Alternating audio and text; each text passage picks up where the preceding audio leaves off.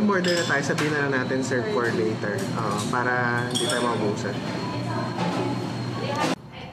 Yung manok agad ang bina natin. Doon ako sa kanin na na-intriga. Pero maganda, mas gusto ko yung yung egg nila. Kasi runny. Pero curious talaga ako, anong approach nila sa sa itlog? Ang pinagkaiba lang. Kasi yung egg nila, hindi siya yung crusty.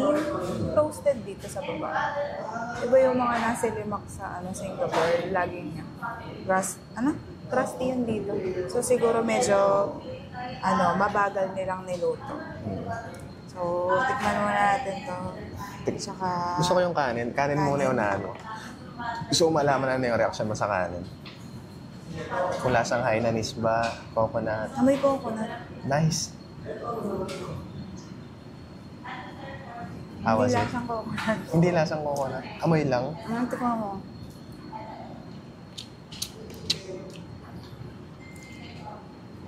Parang kulang pala nung may Hainanese taste na. Pero sa dulo may Hainanese taste na.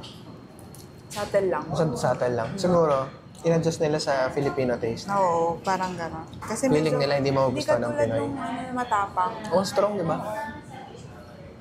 Tinan mo, softball. Ay, softball. Malasado. Yung sambal. Alamang ba yan? Sambal.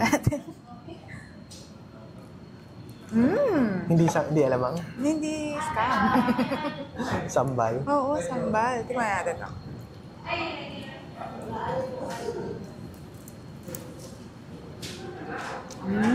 Not bad.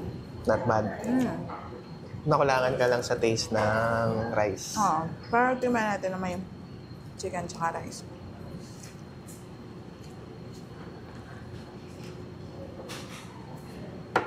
Not bad na rin. Masasatisfy ang craving. Huwag nang lumipad ng Singapore. Kulang lang yung dilis kasi wala daw silang dilis. Okay lang.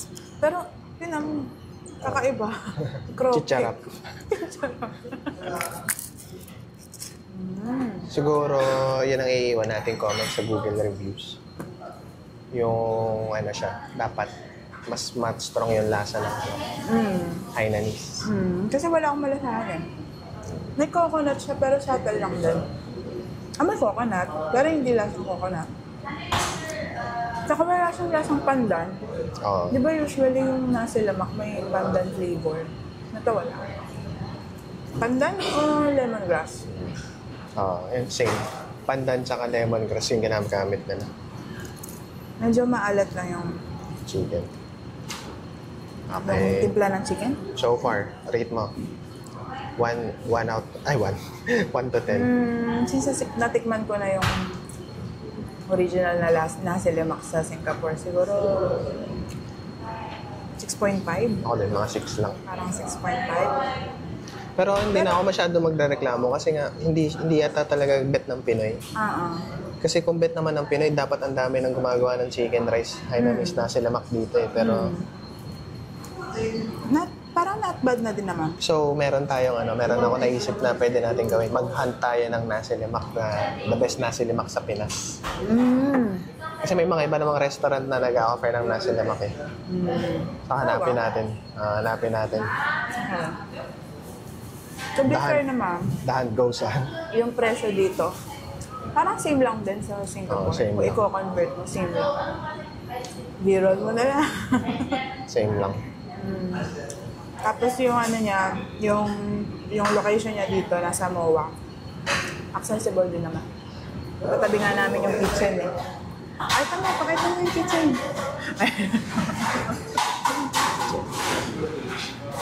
Nagawa. Tsaka ganun din pala yung brewing nila. Sa mesh lang din. Di lang namin naabutan kasi kakabo lang daw. Pinifilter nila. So good naman. Okay. Kakain na rin ako. Tignan ko kung masasarapan din ako. Tingnan natin yung loob. Chanla. Wow. Chanla. Okay, generous. Kumuha natin na yung kape. Uy, ayun, okay. Daming condensed. Nasa baba yung condensed milk. Haluin muna natin. Yun lang ang ayaw kasaya ko na kahit nung kumain tayo doon, ang liit ng tasa nila. Ang liit ng tasa nila dito. Hindi, kahit doon sa Yakon. Kung kumain tayo doon, ganito lang din tasa nila.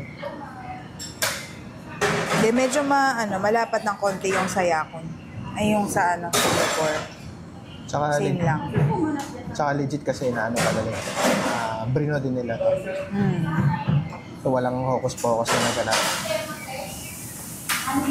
Panguna natin.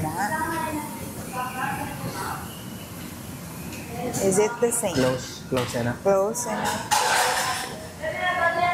Close enough. Like 80 to 90% there. Nice. Sarap. It's good. Yeah. Konti lang. Oops, Soy sauce, kulay. okay. White Konting pepper, okay. Okay. Yan lang, ganyan lang dapat ang ginagawa dyan. Pakulay lang.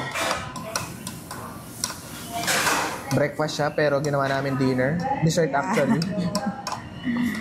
Traditional breakfast ng mga Singaporeans. Noong una, hesitant pa tayo na Hindi, ikaw lang. ako lang ba? Hindi ako takot sa soft-boiled egg eh. Kasi baka masalmonella tayo. Ngayon, wag niyong kakainin talaga to ng ito lang. Hindi talaga. Masarap siya pero hindi complete yung experience. Yan. Tama. Huwag niyo rin kakainin yung itlog ng yung itlog lang. Hindi nakakatuwa.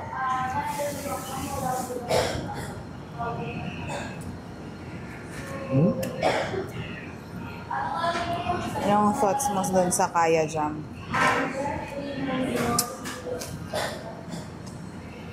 Medyo mahirap. I-compare kasi tagal natin hindi kumain ng Yakon. Saya ko na. So iba na yung comparison. Okay. Siyempre the best pa rin yung nakainan natin. Yung alin yun? Yung Alin doon? pareho, yung Power at yung Hepsong. Pero kung tatanungin mo ako kung kakainin ko to, pag nag-crave ako ng Kaya Toast, gawa ko dito. Nice. Gawa ko dito. Yun, idadunk mo. Yan. Kasi hindi kasi makuha eh. Yan.